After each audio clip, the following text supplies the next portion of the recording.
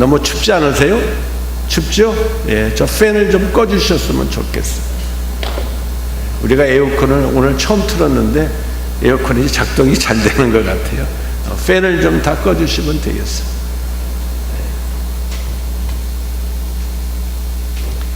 하나님의 아들 예수님을 죽이고 안도의 숨을 쉬고 있는 유대종교 지도자들은 교회가 빠른 속도로 성장하자 당황하기 시작했습니다. 그리고 사도들을 체포하고 교회를 핍박하기 시작합니다. 베드로와 요한은 솔로몬 행각에서 복음을 전하고 있었습니다. 그 당시 약 5,000명 이상이나 모였으니 여러분 얼마나 큰 숫자입니까?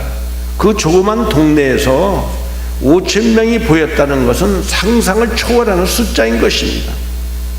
바로 이때 유대 당국자들이 찾아와서 사도들을 핍박하기 시작했습니다. 왜 핍박합니까? 자기들이 믿지도 않고 제일 싫어하는 부활을 전하기 때문인 것입니다.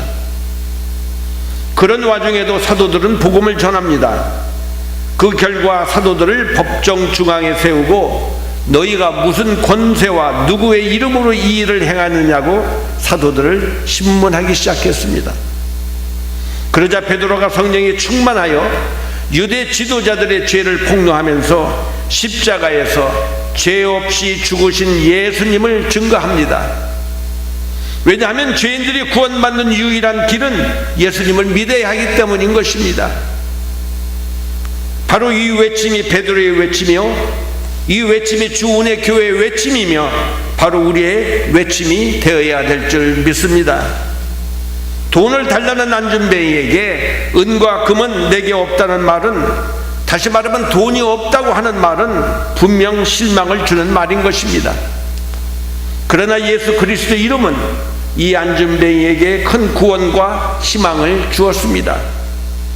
우리들의 문제점은 너무나 편안한 생활 속에서 살고 있기 때문에 예수 그리스도 이름으로 간절히 구하지도 않고 설령 구해도 믿음으로 구하지 않기 때문에 아무 능력이 나타나지 않고 있다는 것입니다. 여러분 애절한 마음으로 하나님 앞에 기도해 본 적이 있으십니까? 그때 하나님의 응답을 안 하셨습니까? 문제는 우리가 애절한 마음으로 믿음으로 기도하지 않기 때문에 우리의 삶 속에서 예수 그리스도 이름으로 기도해도 별로 큰 변화와 능력이 나타나지 않는 것입니다. 그러나 이민 초창기 때는 한국 교포들이 잘 사는 사람들이 별로 없었습니다. 저는 1975년도에 이민을 왔기 때문에 한국 교포들이 얼마나 어렵고 힘든 생활을 산 증인 중에 한 사람이었습니다. 지금 말하는 세븐일레븐 스토어에서 점원으로 일하는 사람들이 참 많았습니다. 그리고 전자공장에서 아셈블하는 그 일을 하는 사람들을 얼마나 부러워했는지를 몰라요. 왜냐하면 거기는 건강보험도 또 채워주고 또 오버타임에 페이도 또 해주고, 그래서 초창 이 이민시대 때는요, 그런데 들어가는 사람은 정말 무슨 큰 백이 있는 사람이나 들어가는 걸로 알고 있었습니다. 교포들이 사는 아파트는 흑인촌에서 싼 월세를 내며 바퀴벌레가 누글거리는 그런 곳에서 살고 있었습니다. 저녁 때가 되면 총소리가 나고, 그 다음에 약을 파는 사람들 때문에 밤이 늦도록 시끄러운 동네에서 우리 교포들이 살았던 것입니다. 흑인촌에서 장사하는 사람들은 권총 강도의 위험 때문에 하나님이 지켜주신다는 확실한 믿음이 없으면 아침에 나가서 장사할 수가 없었습니다. 금요철의 예배나 부흥집회 때는 교회를 가득 채운 사람들로 말미암아 전도도 참 쉽게 되었고 많은 사람들이 은혜를 사모했습니다. 그때 이민교회들이 크게 부흥하게 되었고 그 한인교회들이 지금까지 이어오고 있는 것입니다. 그러나 지금은 대부분 사람들이 미국에서 자리를 잡고 부유하게 살게 되었습니다. 또 요사이 한국에 오시는 분들은 많은 돈을 가지고 이주해 오기 때문에 예수님을 의지하는 믿음보다는 자기들이 가지고 있는 것들을 더 의지하는 세상이 되고 말았습니다. 오늘 본문의 내용은 날 때부터 안진뱅이가 된 사람을 베드로가 은과 금은 내게 없어 그러나 내게 있는 것으로 너에게 명하노니 나사렛 예수 그리스도의 이름으로 걷게 해준 것이 큰 이슈가 된 것입니다. 한 번도 걸어본 적이 없는 사람이 예수님의 이름으로 걷게 되었는데 얼마나 놀라운 일입니까? 또 함께 기뻐해야 할 일이 아닙니까? 문제를 일으키고 있는 사람들이 누구입니까? 그들은 제사장을 중심으로 성전에서 하나님의 일을 함께하는 장로와 서기관들입니다. 그들이야말로 이 사건을 가장 기뻐하고 찬양하고 감사해야 할 사람들인 것입니다. 사도행전을 보면 교회를 비난하고 비판한 사람들은 교회 밖에 있는 사람들이 아니었습니다. 바로 교회 안에 있는 사람들이었습니다. 교회의 성장과 축복을 방해하는 것은 외부에서 오는 핍박과 고난이 아닙니다. 불행하게도 다 교회 안에서 오는 비판과 분열과 거짓과 위선인 것입니다. 선한 일을 했다고 꼭 칭찬만 듣는다고 생각하지 마시기 바랍니다. 이와 같이 선한 일을, 착한 일을 하고도 큰 문제가 될 수 있다는 것입니다. 그 말씀이 디모데후서 3장 12절에 기록합니다. 무릇 그리스도 예수 안에서 경건하게 살고자 하는 자는 핍박을 받으리라. 교회 안에서 좀 선한 일을 하고 착한 일을 하고 그런 사람을 보면 그런 사람을 질투하는 사람이 꼭 나타납니다. 꼭 그렇게 티를 내면서 신앙생활 해야 돼? 하면서 마귀에게 쓰임받아서 선하고 착한 일을 한 사람들을 새가 쪼아먹듯이 그들의 마음을 쫓는 경우가 지금도 교회에서 일어나고 있는 것입니다. 이 세상은 빛과 진리보다는 거짓과 불의, 흑암의 권세가 더 크게 작용하기 때문에 성도들이 착하게, 선하게, 정직하게 살아도 핍박이 있다는 것입니다. 예수님을 십자가에 못 박아 죽인 장본인들이 다 모여서 이 위대한 일을 행한 베드로를 지금 신문하고 있는 것입니다. 바리새인과 제사장들이 예수님을 못 박아 죽일 때에는 한 마음이 되었습니다. 교회가 문제가 생겨 담임 목사를 내어 쫓을 때는 장로들이 하나가 되는 것을 보게 됩니다. 그러다가 새로운 목사가 오면 이들이 서로가 원수가 돼서 싸우는 모습을 보지 않습니까? 바리새인들은 예수님이 하나님의 아들인 것을 믿지 못했지만 그들은 육체가 부활하는 신앙은 믿고 있었습니다. 그 반면 제사장이나 성전에서 일하는 사두개인들은 육체의 부활을 아예 믿지 않고 있었습니다. 이런 상황에서 십자가에서 죽은 예수가 부활했다는 사실과 그 부활한 예수 그리스도의 이름으로 기적이 일어난 사실이 이들에게는 무척 괴로웠고 거부 반응을 일으키는 첫 번째 이유인 것입니다. 이들은 자신의 잘못을 인정할 수 없는 마음이 강팍한 사람들입니다. 자신의 잘못을 경허하게 인정하고 하나님께 그 사실을 고백할 때 이것이 진정한 회개인 것입니다. 우리는 가끔 예수님을 부인할 수도 그렇다고 믿을 수도 없어서 고민하는 사람들을 종종 만나게 됩니다. 예수를 믿자니 지금까지 살아온 것이 다 틀렸다고 고백을 해야 하고 또 자기 자신을 포기해야만 하는 것입니다. 특히 예수를 잘 믿는 부인이 있는 남편들은 더욱 괴로운 것입니다.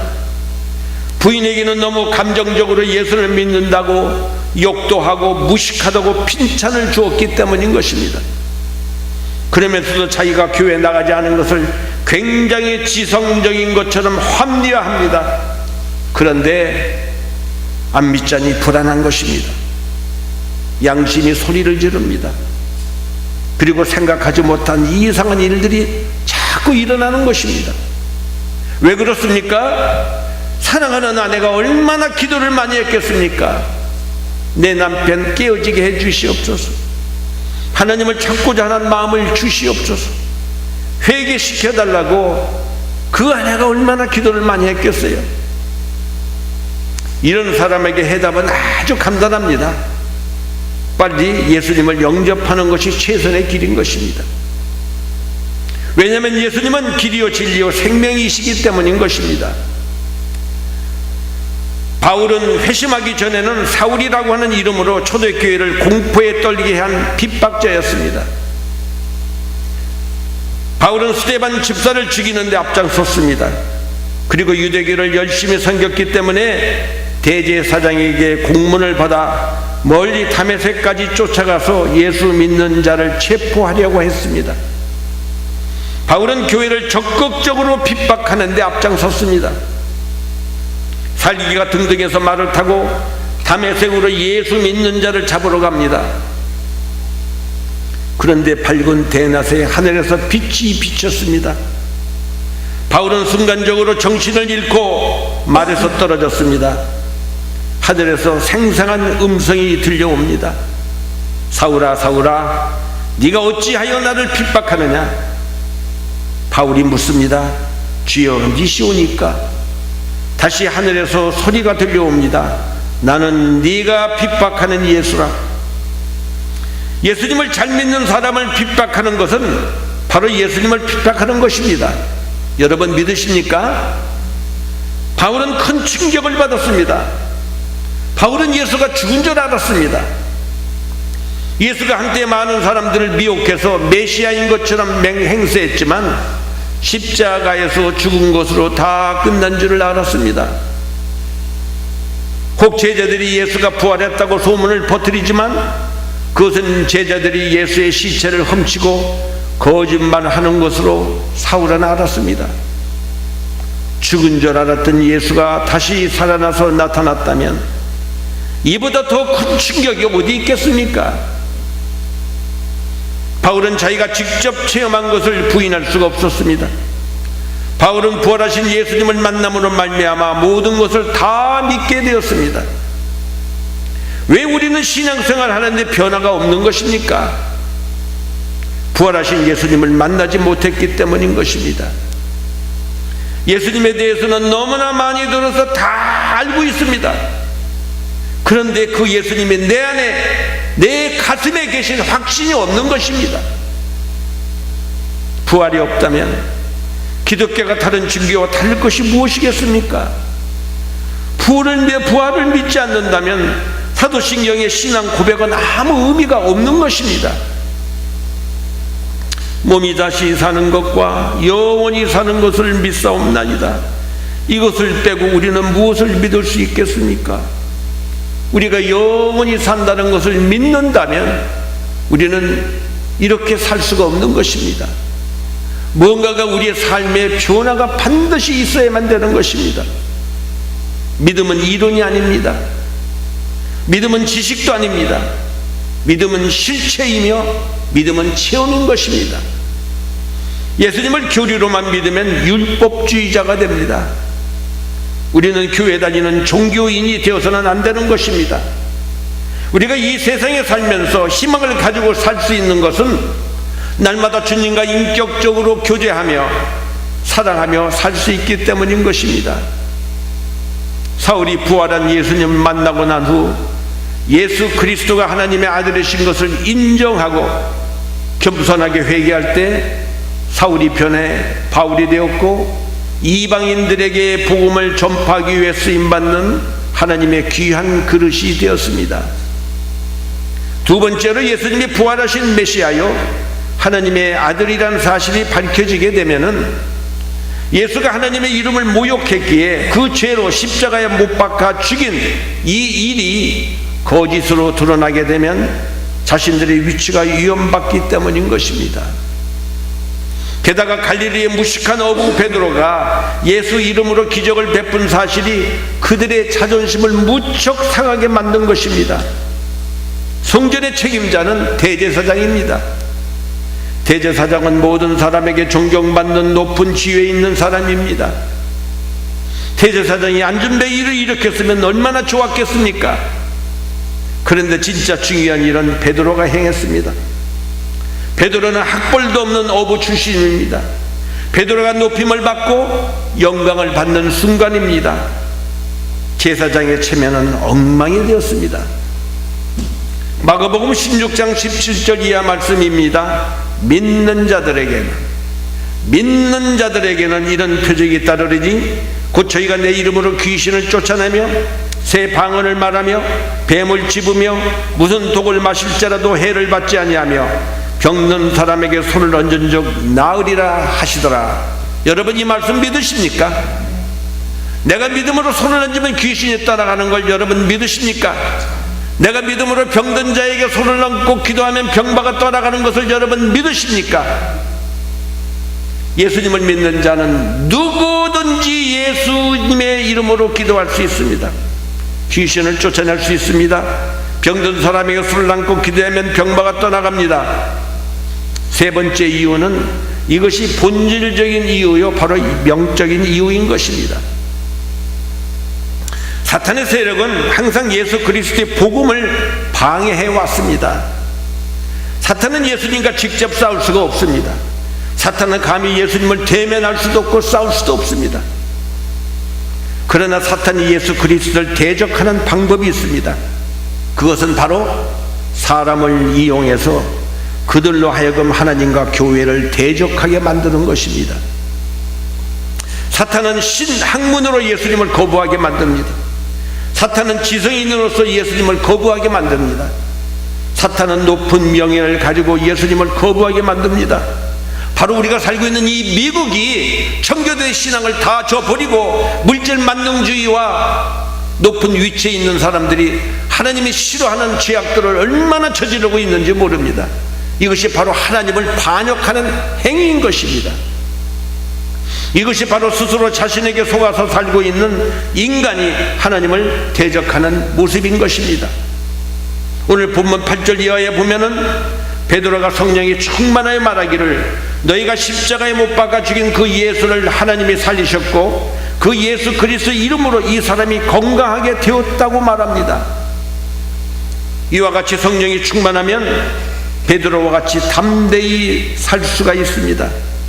은혜와 성령이 충만하면 두려움 없이 예수가 하나님의 아들이신 것을 증거할 수 있습니다.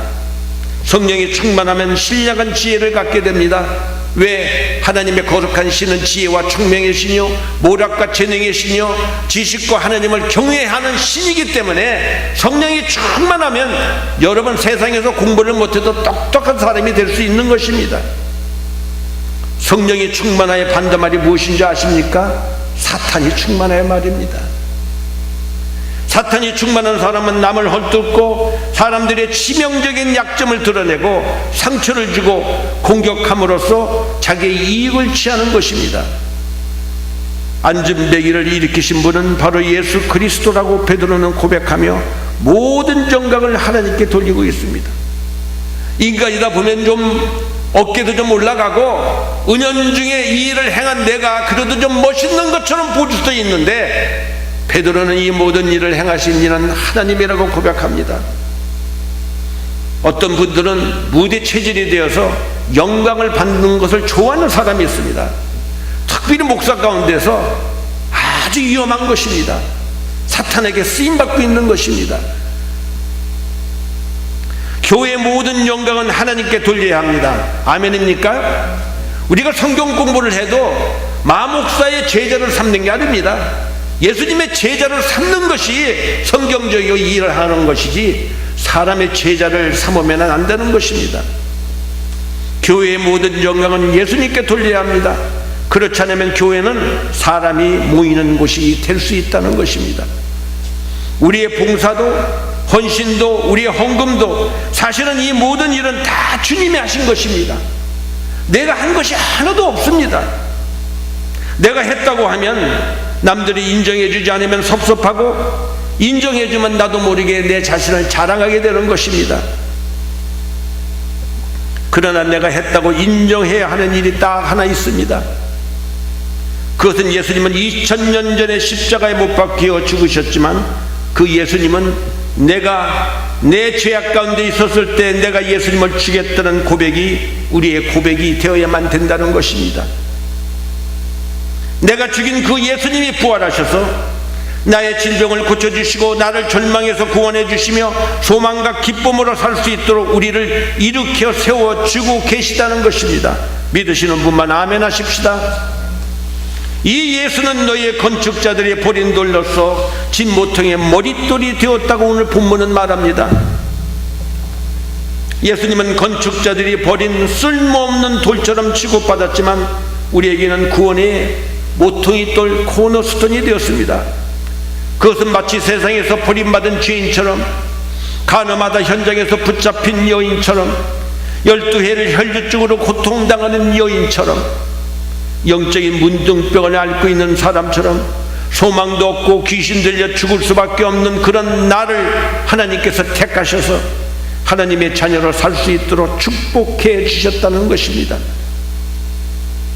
오늘 12절의 본문의 말씀입니다. 다른 이로서는 구원을 얻을 수 없나니 천하 인간에게 구원을 얻을 만한 다른 이름을 우리에게 주신 일이 없다고 성경은 확실히 우리에게 말합니다.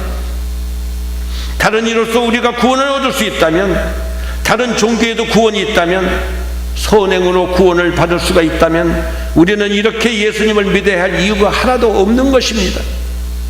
2000여 년 유대 땅에서 십자가에 못 박혀 죽으신 예수, 세상 사람들이 실패자라고 말하는 예수가 과연 누구시기에 오늘날까지 수많은 사람이 그분의 이름을 모여 찬송하고 예배하며 그분을 위해 생명을 바쳐 순교까지 하는 것입니까?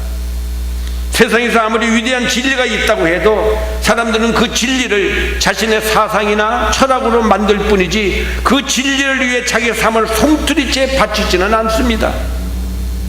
그런데 2000년 전 무덤에서 부활하신 예수님을 위해 목숨까지 버리는 일들이 일어나는 이유가 도대체 무엇입니까? 그것은 예수 그리스도만이 우리의 유일한 구원자가 되시기 때문인 것입니다. 왜 그분만이 우리의 구원자가 되십니까? 그분은 바로 하나님이시기 때문입니다. 아멘입니까? 이사야 선지자는 예수님에 대해서 이렇게 예언합니다. 이는 한 아이가 우리에게 낳고 한 아들을 우리에게 주신 바 되었는데 그 어깨에는 정사를 배웠고 그 이름은 기묘자라 모사라 전능하신 하나님이라 영존하시는 아버지라 평강의 왕이라 할 것임이니라. 하나님의 육신의 몸으로 이 세상에 오셨는데 그분이 바로 예수님이십니다. 예수님은 성령으로 잉태되었기에 그 마음에 죄가 하나도 없으신 인간이시며 하나님의 아들이신 것입니다. 이것이 신비인 것입니다. 이것이 알려진 비밀인 것입니다. 그래서 예수님만이 우리의 구원자가 될 수 있는 것입니다. 예수님께서 가라사대 내가 곧 길이요 진리요 생명이니 나로 말미암은 자꾸는 아버지께로 올 자가 없다고 말씀합니다. 그래서 우리는 그 예수를 땅끝까지 전하는 것입니다. 그러면 예수 그리스도의 이름은 우리에게 어떤 축복을 주십니까? 네 가지를 짤막짤막하게 말씀드리겠습니다. 첫째, 예수 그리스도의 이름은 우리의 죄를 사해 주십니다. 과거에 지은 죄, 현재 지은 죄, 앞으로 연약해서 지을 죄까지도 우리 예수님이 십자가에서 다 이루셨습니다. 예수님은 우리의 모든 죄와 불의를 짊어지시고 우리 죄를 대신하여 십자가에 못 박혀 죽으셨습니다. 내가 다 이루었다고 고백하셨을 때 우리의 모든 죄악은 주님의 은혜에 다 청산되었다는 사실을 꼭 믿으시기를 바랍니다. 요한일서 2장 12절이죠. 자녀들아 내가 너에게 쓰는 것은 너희 죄가 그의 이름으로 말미암아 사함을 얻은 것이요.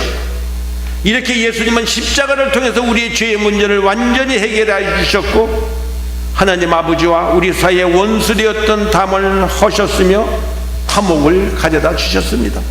그래서 우리는 담대히 아버지 보좌 앞에 예수 그리스도의 이름으로 나와서 찬송하고 기도하며 하나님 앞에 예배드릴 수가 있는 것입니다. 두 번째, 우리는 예수 그리스도의 이름으로 귀신을 쫓아낼 수 있습니다. 마가복음 16장 17절이죠.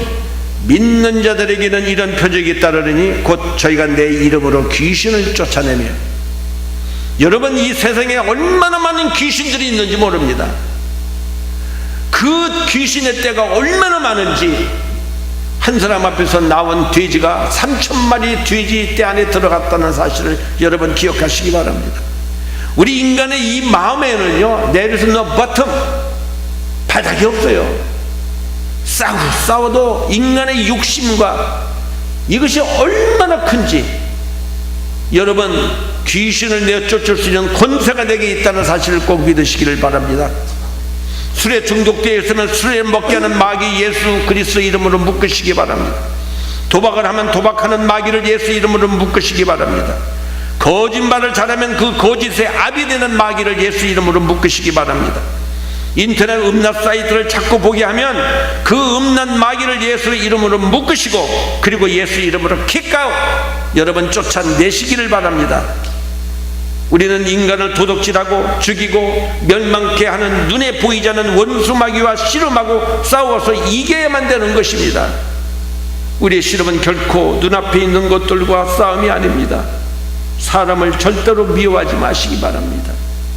그 사람 안에서 역사하는 더러운 악의 세력을 대적할 수 있기를 예수님의 이름으로 축원합니다. 보이는 것 배후에 있는 공중 권세 잡은 자, 곧 이 어둠의 세상 주관자인 마귀와의 영적 싸움이라는 것을 우리는 잊어서는 안 되는 것입니다. 예수 믿고 나면요, 우리는 자연적으로 마귀의 타겟이 되는 것입니다. 여러분, 영적인 싸움에는 무승부가 없다고 그랬습니다. 이기든지 지든지, 이기면 하나님 배의 영광이요, 패배하면 우리는 마귀의 노예가 되는 것입니다. 세 번째, 우리는 예수의 이름으로 복을 받게 됩니다. 시편 91편 14절에 보면 저가 내 이름을 안즉 내가 저를 높이리라고 말하고 있습니다. 우리가 예수 그리스도를 알고 그를 공경하고 그분을 잘 모시면 예수님께서 그리스도 이름으로 아는 자들을 높여주시고 우리에게 복을 주시겠다고 약속하셨습니다. 이것은 기복신앙이 아닌 것입니다. 예수님을 잘 믿으면 하나님은 우리에게 복을 주는 건 지당한 것입니다. 우리 하나님은 모든 응답을 예수 그리스도의 이름으로 하십니다. 예수님의 이름 안에 하나님 아버지의 모든 복이 들어있기 때문에 그 이름을 통하지 않고는 응답받을 수가 없는 것입니다. 요한복음 14장 13절 말씀입니다. 너희가 내 이름으로 무엇이든지 내게 구하면 내가 시행하리니 이는 아버지로 하여금 아들로 인하여 영광을 얻으시게 하려 함이니라. 마지막 네 번째, 예수 그리스도의 이름으로 우리는 침례도 받고 성령도 받게 되는 것입니다. 베드로가 가르되 너희가 회개하여 각각 예수 그리스도의 이름으로 침례를 받고 죄사함을 얻으라. 그리하면 성령을 선물로 받는다고 했습니다. 성령을 받지 않으면 이 약한 세상에서 하나님 말씀대로 절대로 살 수가 없습니다. 육신의 소욕이 얼마나 강한데 우리가 그것을 어떻게 이겨낼 수 있겠습니까? 바로 성령의 충만함을 받아야 합니다. 성령으로 충만하지 않으면 예수님을 위하여 증인의 삶을 살 수가 없습니다. 성령으로 충만하지 않으면 악한 원수 마귀를 대적할 수가 없는 것입니다. 예수 그리스도의 이름으로 우리의 인생이 완전히 변화될 수 있기를 소원하십니까? 성령의 충만함을 사모하시고 성령의 충만함을 받으시기 바랍니다. 그리고 하나님의 자녀로서 모든 축복을 누리며 다시 오실 예수 그리스도를 전하며 행복한 그리스도인의 삶을 살 수 있기를 예수님의 이름으로 축원합니다. 오늘 우리에게 주신 말씀 가운데 내 마음에 가장 뜨겁게 와 단 귀절이 무엇입니까? 한 귀절도 좋고 한 단어도 좋습니다. 주여, 나는 너무 연약합니다. 나는 너무 두려움이 많은 사람입니다. 예수를 믿었지만 앞으로 나의 살 길이 어떻게 됐는지, 여러분 성령의 충만함을 받으시